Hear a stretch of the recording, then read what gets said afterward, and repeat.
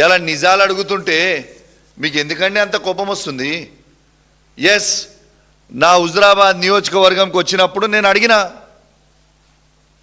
Double bedroom ఇల్లు సంబంధించినవి complete చేయమని నేను అడిగిన.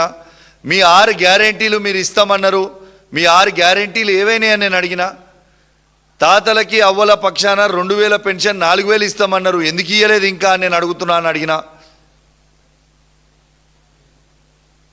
ఇలా కళ్యాణ్ లక్ష్మి కేసీఆర్ గారు ఇస్తున్న 1,116 రూపాయలు మాత్రమే ఇస్తున్నారు, మీరు ఇస్తా అన్న తులం బంగారం ఇంకా ఎందుకు ఇయ్యలేదని నేను అడిగిన.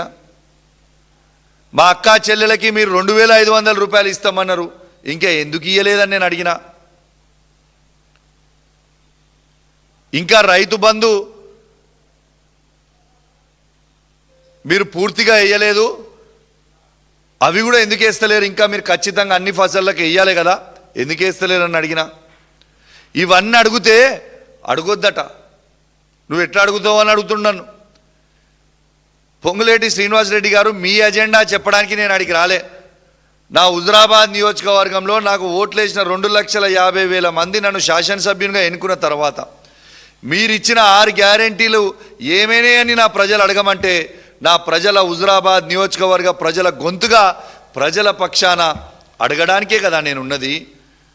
దానికి జవాబు చెప్తే చెప్పండి. మళ్ళా మంత్రి గారు ఎన్ని అబద్ధాలు చెప్పే ప్రయత్నం చేసిన స్టేజ్ మీద అంటే, ఇలా కేసీఆర్ గారు 8,21,000 కోట్ల రూపాయలని ఆర్థిక భారం అప్పులు చేసి వేసిండు తెలంగాణ రాష్ట్రం మీద అని అబద్ధాలు చెప్పే ప్రయత్నం పొంగులేటి శ్రీనివాసరెడ్డి గారు చేస్తే, నేను అక్కడ లేచి మీరు తప్పు చెప్తున్నారు సార్, ఇది కాంగ్రెస్ పార్టీ సభ కాదు, ఇది అఫీషియల్ మీటింగ్, మీరు నిజాలు చెప్పండి అని చెప్పిన. సిగ్గు లేకుండా అబద్ధాలు చెప్పొచ్చా? ఇలా మేం చెప్పిన లెక్క కాదు కదా. ఇలా కేంద్ర మంత్రి, కేంద్ర ఎంపీ, బీజేపీ పార్టీకి సంబంధించిన ఎంపీ రఘునందన్ రావు గారు పార్లమెంట్లో క్వశ్చన్ వేస్తే, అసలు తెలంగాణకి ఎంత అప్పులు ఉన్నాయని వాళ్ళు క్వశ్చన్ వేస్తే, ఇలా కేంద్ర ప్రభుత్వం ఇచ్చిన రిప్లై కదా 2,85,000 కోట్లు మాత్రమే ఉన్నాయని. మేము చెప్పింది కాదు కదా, ఇది కేంద్ర ప్రభుత్వం చెప్పింది కదా. ఆ 2,85,000 కోట్ల వారసత్వంగా 60,000 కోట్లు వారసత్వంగా మనము రాష్ట్రం విడిపోయినప్పుడు వచ్చిందని జవాబు చెప్పింది కేంద్రం కదా. మరియు ఇంకా సిగ్గు లేకుండా అబద్ధాలు చెప్పే ప్రయత్నం చేస్తుర్రు. ఇలా నేను ఆడ గట్టిగా అడిగి, మీరు ఎందుకు అబద్ధాలు చెప్తా ఉన్నారు, ఇట్లాంటి అబద్ధాలు చెప్పొద్దు అని నేను శ్రీనివాసరెడ్డి గారికి అడిగితే వారికి యమ కోపం వస్తూ ఉంది. కానీ శ్రీనివాసరెడ్డి గారు మీరు గుర్తుపెట్టుకోవాలా, మీరు పొంగులేటి శ్రీనివాసరెడ్డి అయితే నేను కౌశిక్ రెడ్డిని, అది మీరు గుర్తుపెట్టుకోండి. మీ డాగులకి ఇవి వేసేటోడు కౌశిక్ రెడ్డి భయపడేటోడు కాదు. మీరు అందరూ ఎవరైనా శాసనసభ్యులుగా కౌశిక్ రెడ్డిని అనుకోవచ్చు, కానీ కౌశిక్ రెడ్డి కేసీఆర్ దగ్గర ట్రైన్ అయిన శిష్యుని నేను, అది గుర్తుపెట్టుకోవాలి మీరు.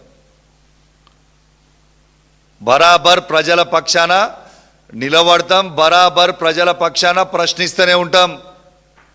ఇలా కౌశిక్ రెడ్డి మొదలు పెట్టొచ్చు, ఇంకొక 6 నెలల నుంచి సంవత్సరం అయితే ఇలా తెలంగాణ రాష్ట్రంలో మీరు ఏ ఊరికి పోయినా, ఏ గ్రామ పంచాయతీకి పోయినా, ఏ మండల్ హెడ్ క్వార్టర్ పోయినా, ఏ నియోజకవర్గం పోయినా ఖచ్చితంగా ప్రజలే మీకు తిరగబడి మిమ్మల్ని ప్రశ్నలు అడుగుతారు అనే విషయం మీరు మర్చిపోకండి అని చెప్పి ఈ సందర్భంగా ఇలా పొంగులేటి శ్రీనివాసరెడ్డి గారికి మరియు రేవంత్ రెడ్డి గారికి ఇద్దరికీ కూడా నేను చెప్తా ఉన్నాను. ఇలా బాంబులు పెడతాం, బాంబులు వేలితే అని 3 సంవత్సరాల నుంచి చెప్తా ఉన్నాను. ఇంకొక నవంబర్ వస్తే 3 సంవత్సరాలు అయిపోతాయి. ఇంకా నీ బాంబులు ఎప్పుడు వేలితాయా? ప్రజలే నీ కింద బాంబు పెట్టి నేను వేల్చేటట్టున్నారు. ఆ పరిస్థితి ఉన్నది ఇప్పుడు. కాబట్టి పెద్ద పెద్ద మాటలు మాట్లాడు బంద్ చేసి, ఇవాళ మీరు చేస్తా అన్న 6 గ్యారెంటీలు, మీరు ఇస్తా అన్న 420 హామీలని ఇవాళ మీరు ఖచ్చితంగా ప్రజలకి జవాబు చెప్పాల్సిన అవసరం ఉన్నది. ఖచ్చితంగా మీరు ఏవైతే చెప్పిరో అవి ఇంప్లిమెంట్ చెయ్యాలి. చెయ్యకపోతే మేము ఖచ్చితంగా ప్రశ్నిస్తూనే ఉంటాం మిమ్మల్ని.